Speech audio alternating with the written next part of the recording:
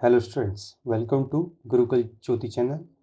In this lecture, we will understand about the grassland ecosystem, and this is a part of the ecosystem. Now, first of all, we need to learn and understand what are the grassland ecosystem.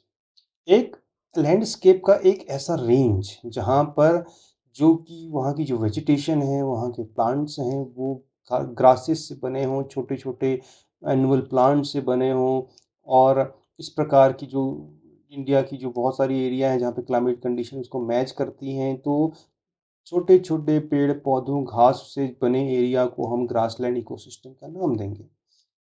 They form a variety of grassland ecosystem with their specific plants animals.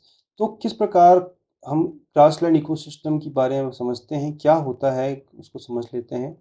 जहाँ पर बारिश कम होती है या जहाँ की जो soil depth है, क्वालिटी है, वो पुअर है, तो वहाँ पे ग्रास ग्रो की होती है. इसलिए ग्रासलैंड जो है वो पर्टिकुलर एरिया को ही कवर करते हैं जहाँ पे बारिश कम है, मिट्टी की जो गहराई है कम है, क्वालिटी उसकी जो कम है, इस तरीके के एरिया में ही ग्रासलैंड इकोसिस्टम डेवलप होता है.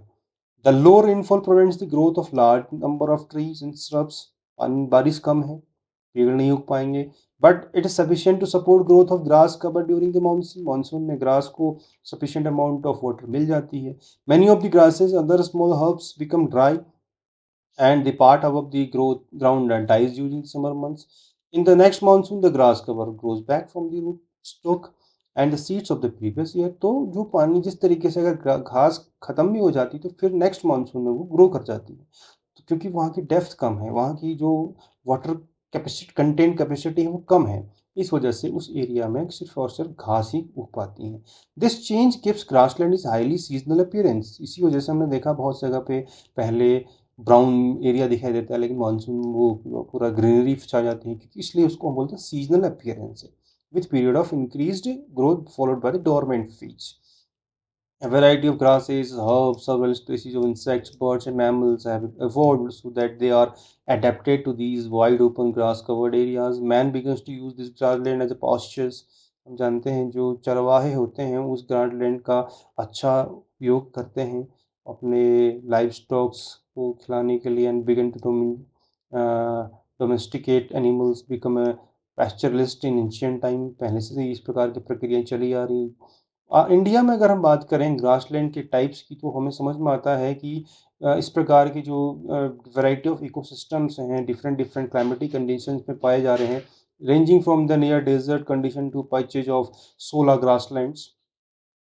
They occur on hill slopes alongside the extremely moist evergreen south forest in South India. तो ये प्रकार के जो हमारे पिक्चर में दिखा है कि हल्का सा स्लोप इसमें होता है. In the Himalayan mountains there are the high cold Himalayan pastures. There are tracts of tall elephant grass in the low-lying Tarai belt south of the Himalayan foothills.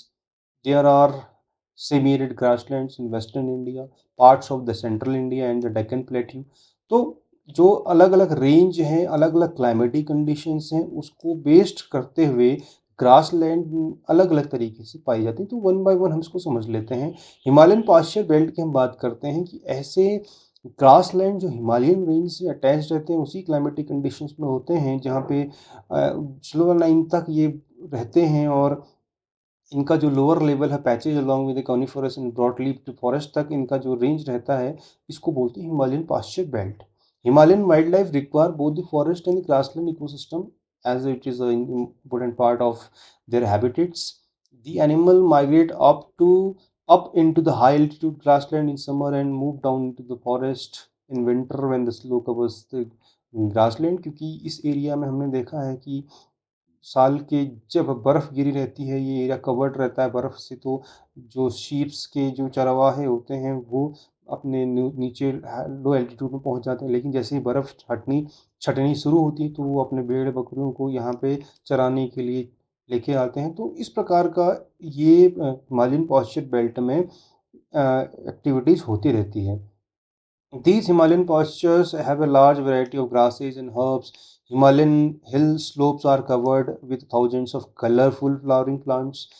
जो यहाँ के हिमालय रेंज है वहाँ पे जिस प्रकार से एक हमारा उत्तराखंड में हम अगर एग्जांपल लें तो फूलों की घाटी is a most common example of Himalayan pasture belt because colourful flowers grows in that area in a particular season and which includes the large number of medicinal plants as well and the Brahma Kamal also grow in that areas in particular time।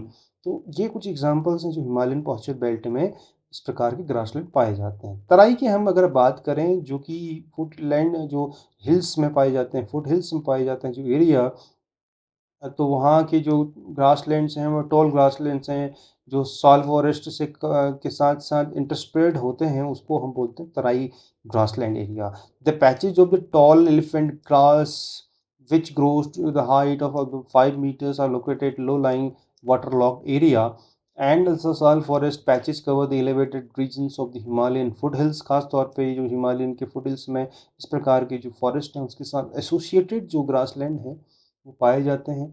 The Tarai also includes marshes in low-lying depressions। This ecosystem extends of as a belt of South Himalayan foothills। तो यहाँ तक ये इस प्रकार के जो घास की मैदान है वो पाए जाते हैं।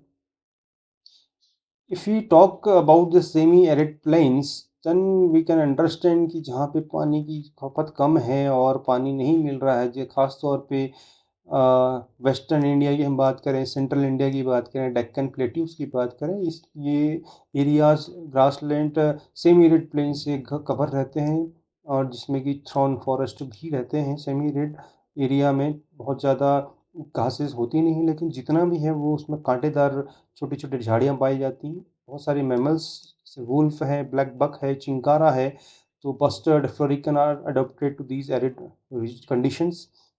क्योंकि यहाँ पे जो एरिया है जहाँ पे पानी हो जाता है होता है वहाँ पे इस प्रकार के जो पक्षी हैं वो कुछ सर्टेन टाइम पे यहाँ आते हैं। The scrubland and Deccan Plateau are covered with seasonal grasses and herbs, and which is fauna is independent। It is a teeming with insect life on the insectivorous bird fleet, क्योंकि वहाँ पे छोटे छोटे अगर कीट पतंग होते हैं तो उसको कंज्यूम करने के लिए वहाँ पर बाहर से माइग्रेटरी बर्ड्स आते हैं और उस पर्टिकुलर एरिया पर सर्टेन टाइम तक वो रहती हैं। 16 ग्रासलैंड्स की अगर हम बात करते हैं, 16 ग्रासलैंड में आप देख पा रहे हैं कि किस प्रकार से ये हिल का स्लोप में एक पैचेज है जो कि 16 फॉरेस्ट के साथ साथ रहता है, जिसमें कि वेस्टर्न घाट, नीलगिरी, अन्नामलाई की रेंज साउथ इंडिया में पाए जाते हैं। This forms a patchwork of grassland on the slope of the and the forest habitats along the streams and low-lying areas. Grasslands are not restricted only to the low rainfall areas. Certain grassland type form when clearing are made of different forest types. Some are located on higher steeps, hill slopes, and patches of forest that occur along the stream and the depressions. The grasses are major producers of biomes in these regions। प्रकार के जो grass हैं वहाँ की biome के लिए जो biome है उसको मेजर प्रोड्यूसर कहते हैं हम उसको। Each grassland ecosystem is a wide variety of species in grasses and herbs. तो इस प्रकार हम देख पा रहे हैं जो कि जहाँ पर एक बायोम्स एक बहुत ज़्यादा क्वांटिटी में है and but the condition is has been arise that this kind of grasslands has been degraded time by time because the repeated fires by man-made activities is the major concern over there because of the overuse and frequent burned grasslands are degraded and the poor are in poor in plant species diversity। यहाँ की condition धीरे धीरे degrade होती रहती है man made activities की वजह से। But now if you say what are the threats to the grassland ecosystem, तो हम कह सकते हैं बहुत सारे थ्रस्ट हो सकते हैं। Over utilization and change in the land use of the common grazing land of rural communities has led to their degradation. Grassland cover जो है इंडिया में in terms of permanent pasture cover सिर्फ और सिर्फ 3.7% है लैंड का।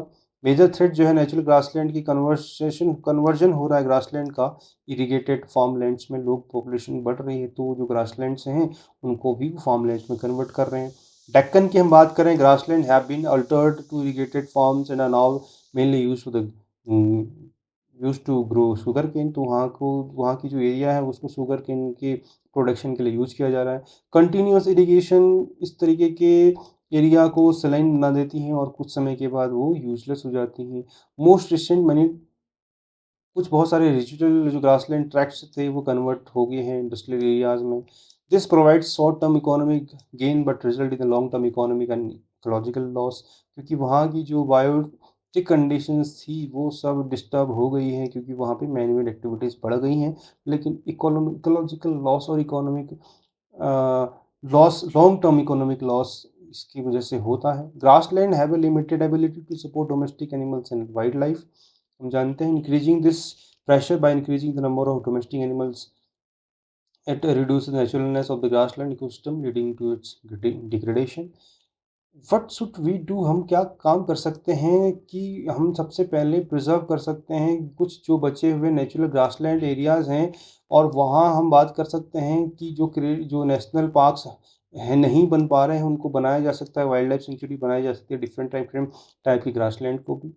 किसी प्रकार के जो कुछ प्रकार के जो एनिमल्स हैं, वुल्फ है, बक ब्लैक बक है, चिंकारा है, वेस्टर्न फ्लोरिकन जो है वो वहाँ पे आजकल हम जानते हैं कि रेयर स्पीसीज हो चुके हैं। Most of the they must be carefully protected in a few national parks, wild life sanctuary, क्योंकि जहाँ प्रोटेक्टेड है वहीं पे बचे हुए हैं, अदरवाइज इनका भी एक्सटिंक्शन धीरे धीरे हो पा रहा है। And it is must that we have to cover these grassland area into national parks, भाई तभी ये चीज़ें संभव हो सकती हैं। हमें अवेयरनेस प्रोग्राम जगाना चाहिए, लोगों को जगाना चाहिए कि भाई दीज ग्रासलैंड्स की जो है वे वैल्यूज़ ज़्यादा हैं तो हम उसका प्रोटेक्शन करें। If we all concerned about our disappearing grassland and their wonderful wildlife, the government will be motivated to protect them.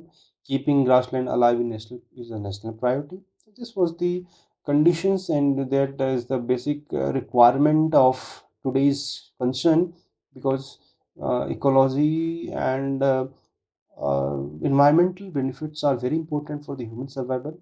तो अगर इसकी ज़रूरत नहीं हो पा रही है कि ग्रासलैंड नहीं लोग प्रोटेक्ट कर पा रहे हैं, तो government should take some action, and that these kind of areas need to be protected. This is the end of the lecture.